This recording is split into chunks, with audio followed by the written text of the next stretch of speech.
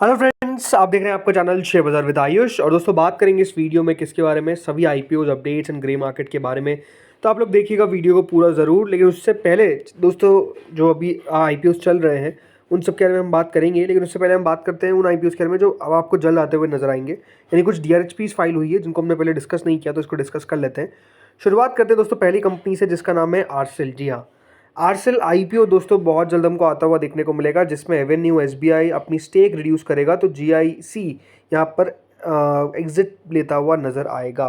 तो दोस्तों खबर क्या आ रही है, तो New York based Avenue capital, state Bank of India और सिंगापुर की जीआईसी ओन लैथ इन्वेस्टमेंट और फेडरल बैंक दोस्तों करीबन 10.54 करोड़ शेयर्स अपने बेचते हुए नजर आएंगे आरसेल आईपीओ के अंदर। याद रखिएगा आरसेल जो है ये अपना आईपीओ लाने वाले हैं for a bad loan aggregator. मतलब आरसेल जो है, तो आखिर दोस्तों आरसेल है क्या, ये बात ध्यान रखिएगा। आरसेल ने होने वाली है भारत की पहली एसेट रिकंस्ट्रक्शन फर्म जो पब्लिक लिस्टिंग के लिए आने वाली है। तो दोस्तों इनकी तरह आईपीओ के लिए पेपर्स फाइल कर दिए गए हैं और जैसे बताया ये one of the first asset reconstruction company होगी भारत के अंदर जो आपको लिस्ट होती हुई देखने को मिलेगी बाजार में। तो आरसेल यानी asset reconstruction company India limited, ये आपको बहुत जल्द ओपन होता हुआ नजर आएगा। इनका आईपीओ कंपनी ने अपने पेपर्स सेबी के साथ फाइल कर दिए हैं।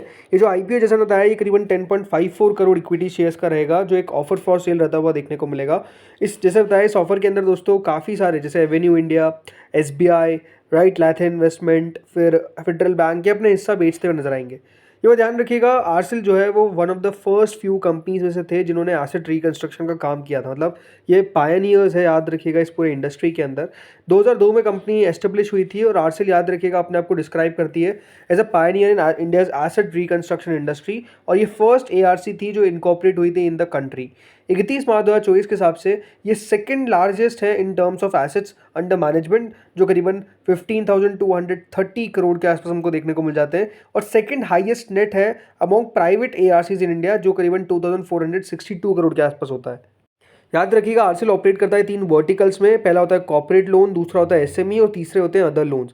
अदर के अंदर आप रिटेल लोन्स भी कह सकते हैं। सो यहाँ पे याद रखिएगा जो भी फाइनेंशियली स्ट्रेस्ड कंपनीज होती है जिनके अच्छे एसेट्स नहीं होते हैं या फिर सही तरीके से कंपनी काम नहीं कर रही होती है, तो याद रखिएगा उनको कंपनी ओवरऑल देखती है, क्लासिफाई करती है asset based on internally asset resolution mechanism. इसके अंदर कंपनी रेवेन्यू कमाती है from management fees, portfolio recovery fees, investment income और राइट बैक से। याद रखिए कंपनी को स्पॉन्सर किया है by Avenue India Resurgence Private Limited ने और स्टेट बैंक ऑफ इंडिया ने under the SARFASI act. Right, ये एक एक्ट था जो बनाया गया था। तो इस तरीके का दोस्तों ये आईपीओ वाला है, मतलब इंटरेस्टिंग आईपीओ रहता हुआ देखने को मिलेगा। और जैसा मैंने बताया ऐसी कोई भी अदर लिस्टेड कंपनी नहीं है, तो फर्स्ट कंपनी होगी जो आपको लिस्ट होती हुई नजर आएगी इस इंडस्ट्री में। अब आते हैं दूसरी कंपनी पे जिसका नाम है स्टील इंफ्रा सॉल्यूशंस। इसने भी दोस्तों अपने पेपर्स को फाइल कर दिया है फॉर द आईपीओ। तो दोस्तों सिस्कॉल यानी Steel Infra Solutions Company India ने अपने पेपर्स फाइल करे हैं with SEBI to bring their IPO. ये आईपीओ करीबन 96 करोड़ का फ्रेश इशू रहेगा, तो ऑफर फॉर सेल रहेगा 1.42 करोड़ इक्विटी शेयर्स का। जो डीआरएसपी फाइल की गई है उसमें कंपनी ने बताया कि फ्रेश इशू से कंपनी एक्सपांशन के ऊपर अपना फोकस करेगी।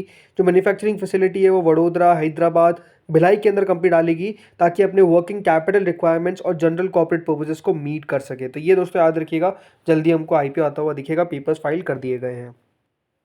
इसके अलावा एक और दोस्तों कंपनी अपना आईपीओ लेकर आ रही है जिसको हमने कवर नहीं किया और वो है दोस्तों लेंसकार्ट। जी हाँ, लेंसकार्ट की तरफ भी पेपर्स जो है वो फाइल कर दिए गए। वैसे तो पेपर्स फाइल किए हुए थोड़ा टाइम हो गया बट हमने इसको डिस्कस नहीं किया, तो एक बार हम डिस्कस कर लेते हैं।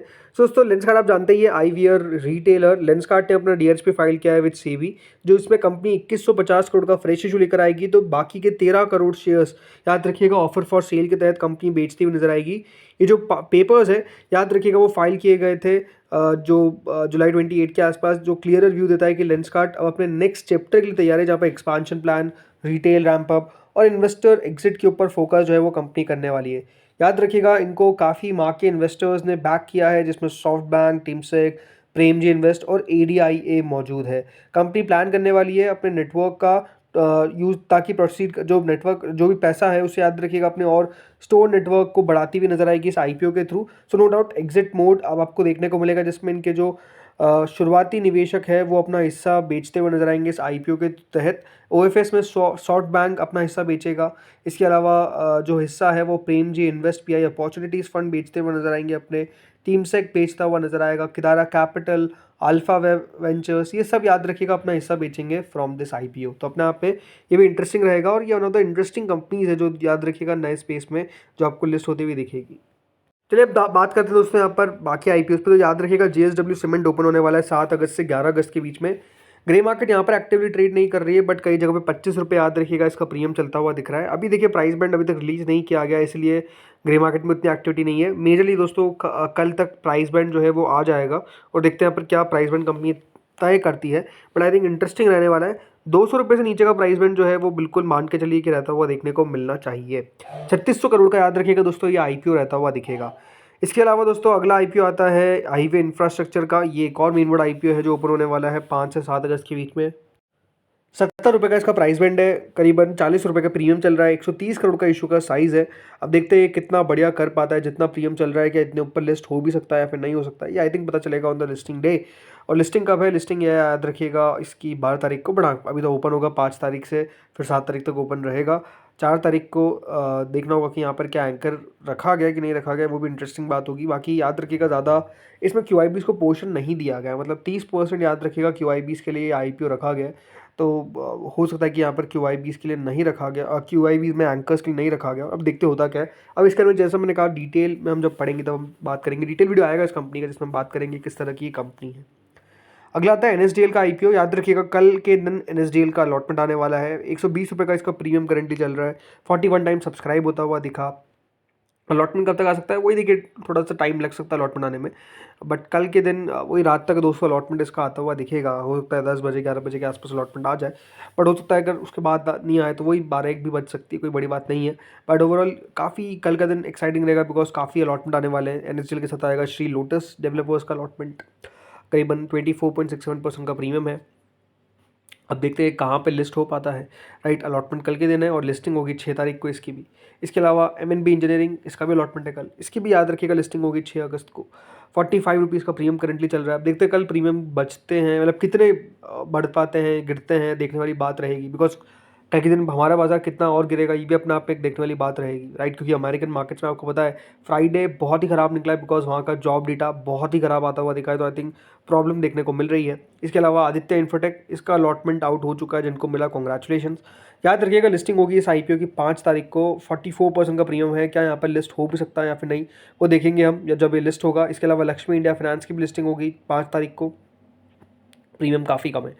तो दोस्तों यही था इस वीडियो में। होपफुली वीडियो आपको बढ़िया लगा होगा। याद रखिएगा जेएसडब्ल्यू के साथ साथ एक और आईपीओ का नाम आने वाला है, वो है ऑल टाइम प्लास्टिक्स। यहाँ पर नहीं दिखा रहा है, आपको बताता हूँ कि ऑल टाइम प्लास्टिक्स भी याद रखिएगा ओपन होने वाला है। कब से? 7 तारीख से, वो भी याद रखिएगा ओपन होता हुआ दिखेगा। तो दोस्तों इस वीडियो में इतना ही था। होपफुली वीडियो बढ़िया लगा होगा। अगर अच्छा लगा तो लाइक कर देना, चैनल से पहली बार जुड़ा सब्सक्राइब कर देना। Thank you friends for watching this video.